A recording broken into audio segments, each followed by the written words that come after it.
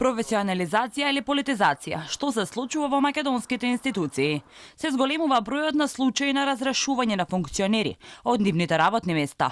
Причина, оти се спротивставувале на одлуките на власта.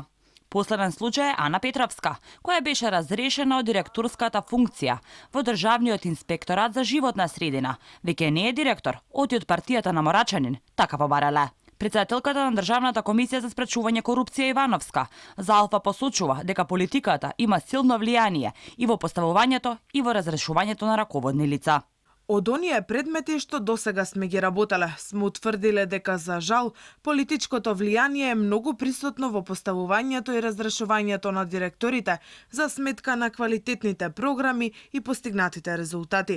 Во случајов станува збор за разрешување без соодветно образложение на директор кој постигнал позитивни резултати.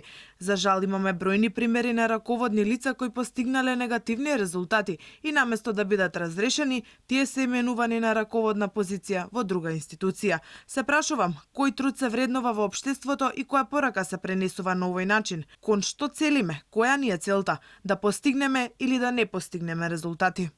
Но не е само Петровска. Пред само 5 месеци од функцијата директор на пазарен инспекторат беше разрешен и Стојко Пауновски.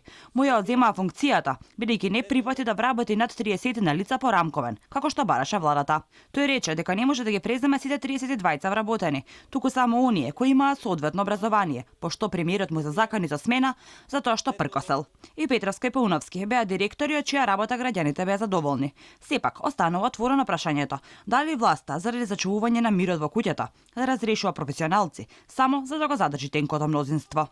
Но промена на кадри не се случуваат само во државните институции, туку и во болниците. Од работа беше избркан и докторот невролог Мирослав Гроздановски, кој пред еден месец ја фотографираше погрешно испишаната табла во поликлиниката Букурешт, а која подоцна осамна на социјалните мрежи и предизвика јавен подсмев.